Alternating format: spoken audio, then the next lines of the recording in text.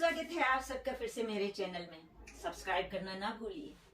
आज बात करते हैं एक रिपोर्ट की, हिंडनबर्ग रिपोर्ट, जिसने पूरे देश में भूचाल मचा दिया है और इसके साथ ही देश में ही नहीं दुनिया में बहुत तेजी से आगे बढ़ते हुए एक व्यवसायी गौतम अडानी के पूरे व्यवसाय पर एक बहुत बड़ा धक्का लगाया है। आखिर क्या है ये हिंडनबर्ग रिपोर्ट, क्या है इसमें? हिंडनबर्ग रिपोर्ट अडानी के व्यवसाय करने के तरीके पर सवाल उठाती है। उनका कहना है कि अडानी ने साइप्रस जैसे देशों में अपनी कंपनियां बनाई हैं जिनमें कोई कर्मचारी नहीं है, बस वो नाम की कंपनियां हैं और इनमें वो अपना पैसा बिना टैक्स दिए हुए रखते हैं। इसमें गलत बात क्या है? देश का हर व्यवसायी अपना पैसा, अपनी कमाई का अपने पास रखना चाहता है और इसके लिए पूरी तरह से कानूनी प्रावधान है। विदेशों में काम करने वाले भारतीय भारत में NRE अकाउंट खोल सकते हैं, यानी कि नॉन रेजिडेंट एंटरप्रेन्योर, और वो बिना टैक्स दिए हुए अपना पैसा देश में भेज सकते हैं। और वो ऐसे देशों में काम करते हैं जहां टैक्स नहीं लिया जाता है, तो उन्हें वहां भी टैक्स नहीं देना होता है। अडानी जो अंतरराष्ट्रीय प्रोजेक्ट करते हैं उसका पैसा अगर वो बिना टैक्स दिए हुए एक NRE की तरह से अपने पास रखना चाहते हैं, तो इसमें गलत बात क्या है, गैर कानूनी क्या है? ऐसा कोई आंकड़ा हिंडनबर्ग ने नहीं दिया है। आखिर ब्रिटेन के प्रधानमंत्री की पत्नी अक्षता मूर्ति, जिनकी कई साल पहले शादी हो चुकी है, वो इन्फोसिस से मिले हुए अपने हजारों करोड़ डॉलर के डिविडेंड का कोई भी टैक्स इंग्लैंड में नहीं देती हैं, क्योंकि उन्होंने वहां की नागरिकता नहीं ली है। अक्षता मूर्ति सही है, लेकिन अडानी गलत है। दूसरा सवाल उन्होंने उठाया है कि अडानी ने बहुत कम उम्र के एक नई ऑडिटर वाली कंपनी रख रखी है और बहुत कम उम्र के 23-24 साल के लड़के हैं, वो उनका ऑडिट करते हैं। अरे भाई, अब इसमें क्या कहने की बात है? आप 23-24 साल के लड़कों को मैनिपुलेट कर सकते हैं और आप 63-64 साल के ऑडिटर को मैनिपुलेट नहीं कर सकते। आप ये कहना चाह रहे हैं?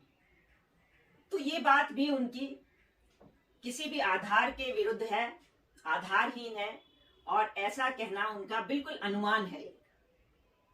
उनका एक और आरोप है कि वो भारत में बैन किए गए के जो कि शॉर्ट सेलिंग करते थे शेयर की।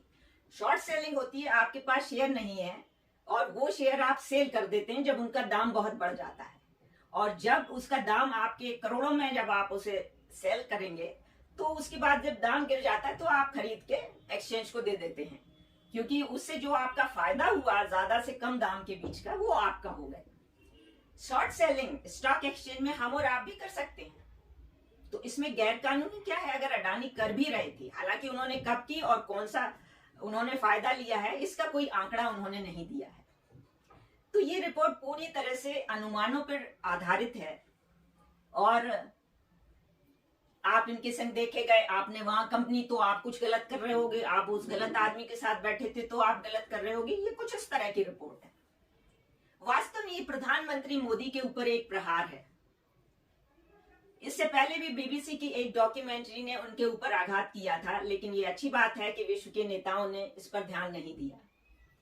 प्रधानमंत्री मोदी एक बेहद मजबूत और एक बहुत अच्छा निर्णय लेने वाले प्रधानमंत्री के रूप में उभरे हैं।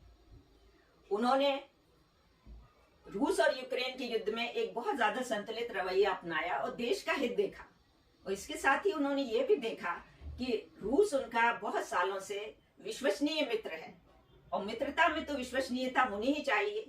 आप अमेरिका की घुड़की के आगे तो नहीं सर झुका सकते हैं। दूसरा, उन्होंने भारत में डिजिटल क्रांति को लेकर आए और भारतीय वैज्ञानिकों और टेक्नोलॉजिस्ट को उन्होंने प्रेरित किया कि वो भारत के लिए काम करें। कोरोना जैसे एक खराब समय में भी उन्होंने भारत की अपनी वैक्सीन बनाई, कोवैक्सीन, जो कि कितनी प्रभावी है हम सब जानते हैं। इसके साथ ही उन्होंने भारत की मुद्रा को अंतरराष्ट्रीय व्यापार में एक करेंसी के रूप में चलाने का निर्णय लिया, और इसके साथ ही हाल ही में उन्होंने भारत का अपना डिजिटल रुपी, डिजिटल करेंसी को आरंभ किया है।